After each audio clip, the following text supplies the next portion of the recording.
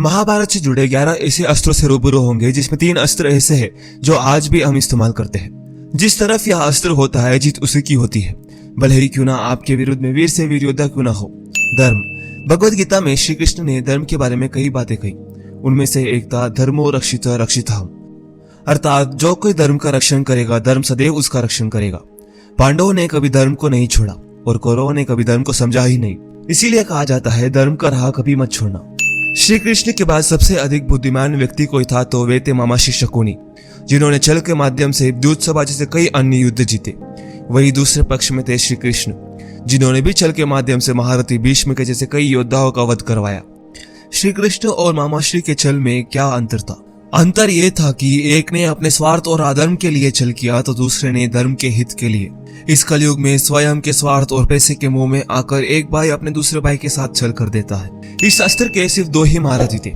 इन दोनों महारथियों ने अन्य किसी अस्त्र का ज्यादा उपयोग ही नहीं किया। सिर्फ अपनी बुद्धि से एक ने युद्ध का आरंभ किया तो दूसरे ने युद्ध का समापन किया। इन दोनों महारथियों का नाम आप कमेंट में जरूर बताना। अगर आप अपनी अवचेतन मन की शक्ति को समझ जाते हैं तो यह आपके लिए सबसे बड़ा अस्त्र बन जाएगा।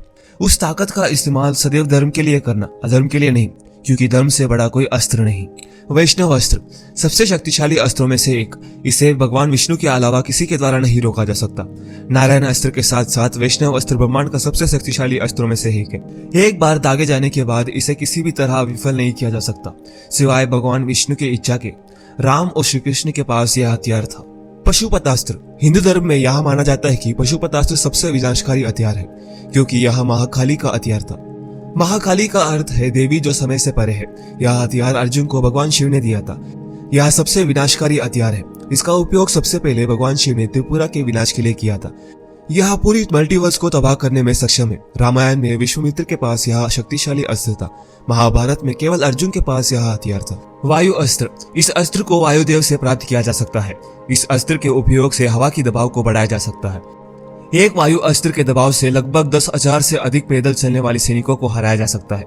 शैल अस्त्र इस अस्त्र का एकमात्र तोड़ था जो भगवान इंद्र से प्राप्त किया जा सकता है।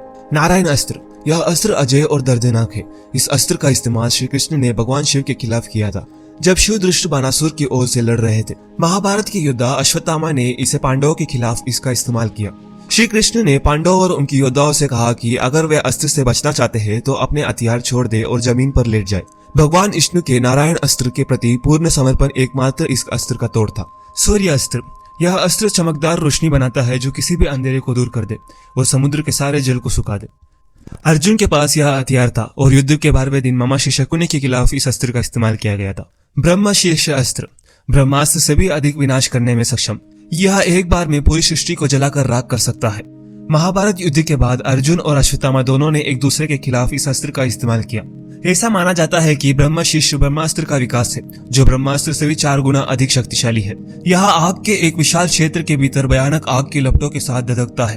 पूरा आकाश आग की लपटों के साथ एक भयानक रूप धारण कर लेता है। जब यह किसी क्षेत्र पर हमला करता है तो यह पूर्ण विनाश का कारण बनता है और अगले 12 वर्षों तक कुछ भी नहीं उगता। उस क्षेत्र में 12 साल तक बारिश नहीं होगी और धातु के सहित सब कुछ बेकार हो जाता है। महाभारत में यह कहा जाता है कि हथियार ब्रह्म के 4 सिरों के साथ अपनी नोक के रूप में प्रकट होता है। सम्मोहन अस्त्र। इस अस्त्र के उपयोग से पूरी सेना गहरी निद्रा की अवस्था में चली जाती है। इसका इस्तेमाल महाभारत में हस्तिनापुर की पूरी सेना पर अर्जुन द्वारा किया गया था। बार्बरिक के 3 बाण। बार्बरिक भीम का पोता था और घटोत्कच के पुत्र। 3 तीरों में विशेष शक्तियां थी। पहला तीर उन सभी चीजों को चिन्ह करेगा जिसे बार्बरिक नष्ट करना चाहता है। दूसरा तीर उन सभी चीजों को चिन्ह करेगा जिसे बार्बरिक बचाना चाहता है और तीसरा तीर केवल उन लक्ष्यों को नष्ट कर देगा जिसे चिन्ह किया गया था। इन तीनों तीरों की शक्ति से बार्बरिक महाभारत को कुछ ही क्षणों में समाप्त कर सकता था, लेकिन श्री कृष्ण ने ऐसा होने नहीं दिया।